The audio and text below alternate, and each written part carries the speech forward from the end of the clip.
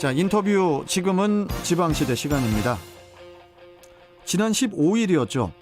인천시 자치경찰이 나아가야 할 방향에 대한 인천자치경찰제 시민토론회가 개최가 됐었는데요.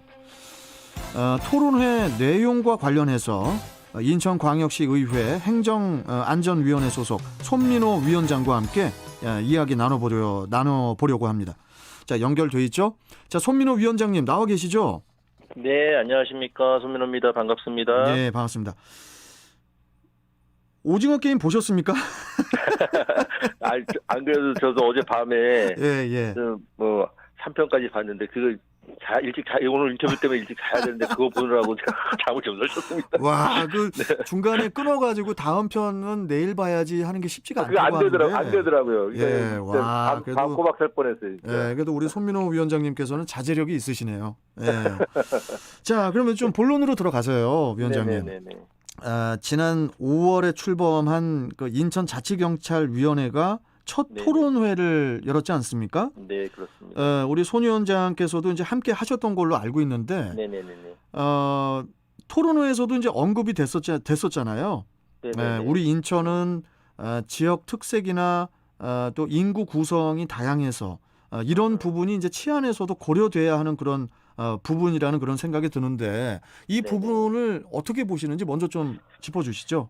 일단 그 부분을 이야기하기 전에 이번 토론회는 사실 이 자치경찰과 관련된 토론회는 지속적으로 되어 왔었고요.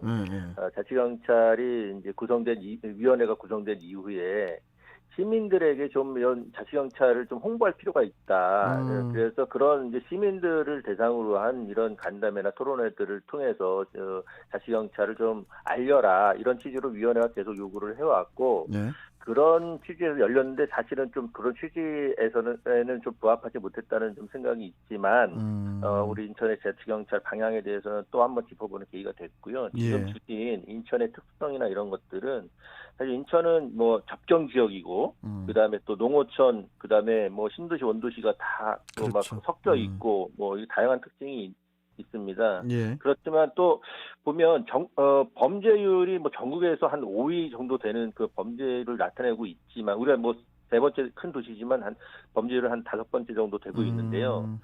어떤 그 5대 범죄 우리가 강력 범죄보다는 사실은 생활 안전이나 질서 유지, 교통 등과 같은 범죄가 많이 발생하고 이 비율로 보면 발생하고 있다는 것이 이번 토론회 통해서 제가 알게 된 내용입니다. 그래서 그런 것들이 고려가 돼서 우리 시민들이 이런 부분들을 좀 체감하고 이런 범죄들이 좀 줄어들 수 있게 우리가 함께 해나가야 되는 것이 아니냐 이런 방향성을 알아볼 수 있는 토론회였습니다. 우리 손민호 위원장께서는 토론회에서 시민이 체감할 수 있는 자치경찰이 돼야 된다. 이렇게 이제 말씀을 하셨는데 그 배경이 뭘까요? 사실 자치경찰을 이렇게 한다고 7월에도 한다고는 하지만 이 자치경찰 내용이 뭐 생활안전이나 교통활동이나 경비활동 이 부분이 이제 자치경찰 영역인데요. 안 하고 있던 일이 아니라 계속 활동하고 있던 부분이기 때문에 시민들이 사실 뭐가 달라졌다 이렇게 체감하기는 좀 힘든 부분이 있습니다. 그래서 그리고 또 이것이 광역사무이다 보니까 기초 단위까지 이것이 뭐 행정하고 치안 행정하고 일반 행정하고가 이렇게 지금 뭐 기존에 하고 있던 수준을 넘어서는 이런 것이 지금 아직 잘 보여지지 않고 있기 때문에 이제 그런 부분을 지적하게 됐죠. 이 시민 체감형 자치경찰을 위한 제안 어떤 것들이 있을까요? 시민 체감형 자치경찰이라고 이제 얘기하면 우리가 시민들이 요구한 것들이 많이 좀 들어져야 되지 않겠습니까? 그럼요. 네. 근데 우리가 이제 여론조사라든지 이런 인식조사 이제 이런 것들을 해본 것이 있어요. 그래서 뭐 생활안전을 위한 순찰이라든지 이런 시설이 좀 운영됐으면 좋겠다거나 교통법규 위반에 대한 지도 단속이 더 돼야 된다. 먼저 이런 각 분야마다 시민들이 바라고 있는 바가 있지만 그런 것들이 조금 더 체감하게 하려면 지금까지 경찰과 활동하고 있는 여러 단체들이 있지 않습니까?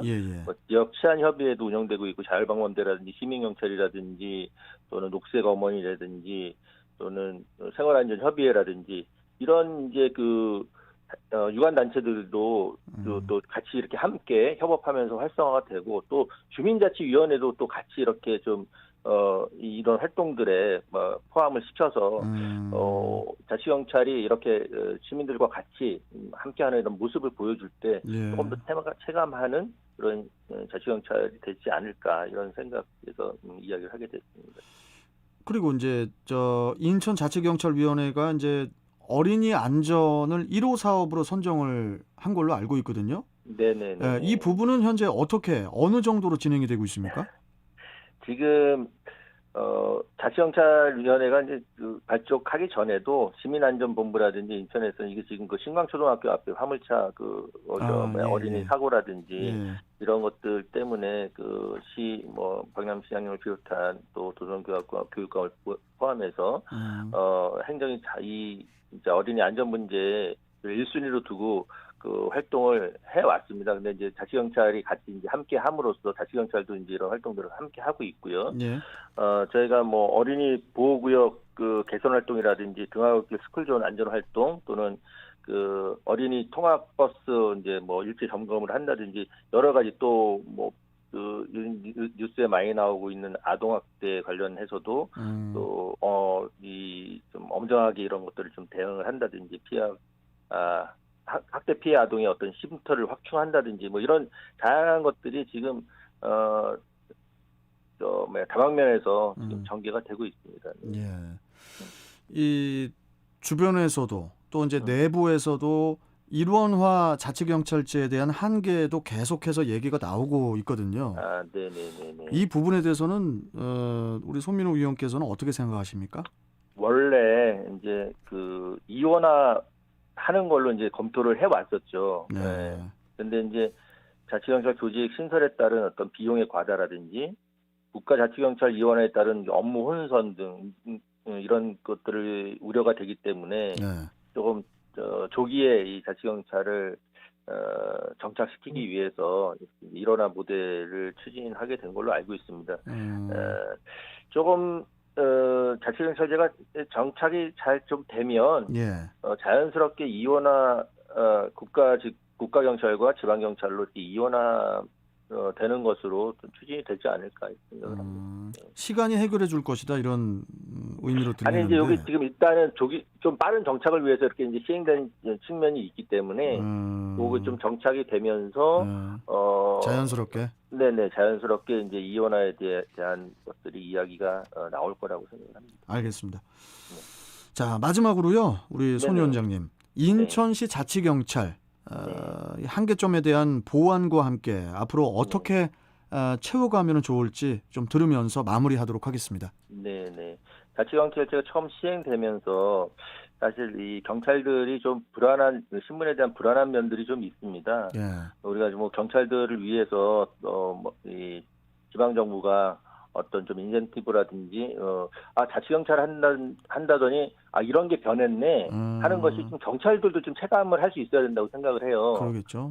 경찰이 그걸 체감을 해야 또 주민들이 체감을 할 수 있지 않겠습니까? 그래서 조금 이 자치경찰을 한다고 하니까 경찰들이 좀 위축된 면이 있습니다. 우리한테 예산이나 인력 확충은 없이 그냥 일만 오는 것이 아닌가 하는 좀 그런 두려움도 있을 것 같고요. 그래서 좀 경찰과 이런 행정, 그다음에 의회 간의 상호 신뢰가 중요할 것 같고 그 신뢰 속에서 경찰들이 먼저 체감하고 그 체감이 또 시민들에게 또 전달되어지는 이런 과정과 시간이 조금 필요하다고 생각합니다.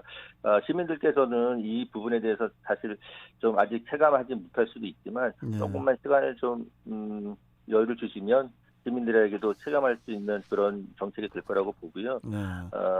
또 시민들도 필요하신 부분이 있으면 여러 가지 의회 홈페이지라든지 아니면 다양한 루트를 통해서 제안하실 부분들이 있으면 기탄 없이 제안해 주시면 그런 것을 수용해서 잘 만들어 가보도록 하겠습니다. 알겠습니다.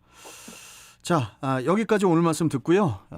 또 뵙도록 하겠습니다. 위원장님. 고맙습니다. 네, 감사합니다. 네, 자 인천광역시 의회 행정안전위원회 손민호 위원장과 함께했습니다.